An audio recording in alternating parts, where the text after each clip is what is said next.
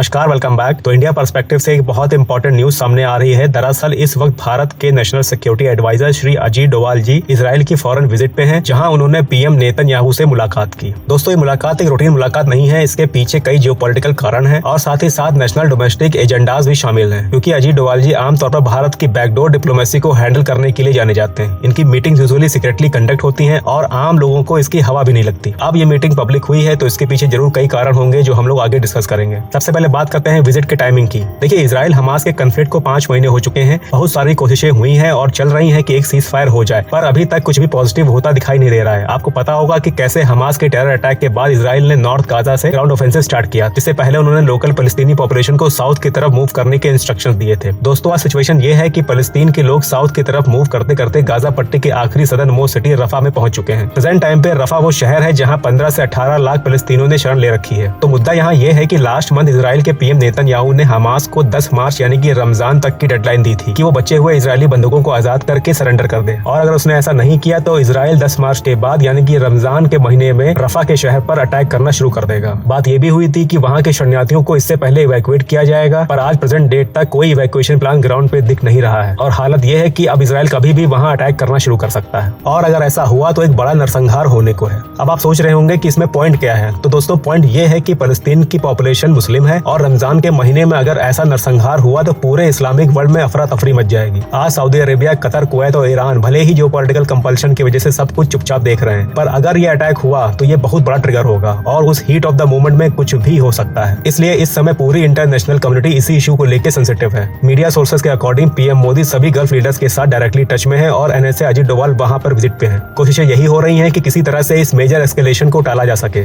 उधर यूएस भी इसी कोशिश में लगा हुआ है कि इजराइल इस रेड लाइन को क्रॉस न करे, क्योंकि फिर उसके बाद शायद चीजें हाथ से निकल जाएंगी और यूएस का प्रेशर भी अरब कंट्रीज को इस वॉर में डायरेक्टली इन्वॉल्व होने से रोक नहीं पाएगा। और दोस्तों, ये वही यूएस है जिसने अभी कुछ दिन पहले एक सीज फायर एग्रीमेंट पे विटो किया था, यानी कि उसे ब्लॉक किया था। रीजन ये बताया था कि अगर कोई अनकंडीशनल सीज फायर हुआ तो वहाँ पे जो इजरायली बंधक है उन्हें बाद में छुड़ाना मुश्किल हो जाएगा। अब अंदर से कोई कुछ भी चाह रहा हो, पर ऊपर से सब कोशिशें करते हुए दिखना चाहते हैं। इंडिया में जनरल इलेक्शंस का टाइम चल रहा है, इसलिए शायद प्रेजेंट गवर्नमेंट भी पीस, ट्रूस और सीज फायर में अपने कंट्रीब्यूशंस को देते हुए दिखना चाहती है। शायद यही वजह है कि मिस्टर अजीत डोवाल की इस मीटिंग को पब्लिक किया गया। सो आई होप आपको ये एनालिसिस पसंद आया होगा। हमसे जुड़े रहने के लिए चैनल को सब्सक्राइब जरूर करें। मिलते हैं ऐसी ही एक और चर्चा पे, तब तक के लिए जय हिंद।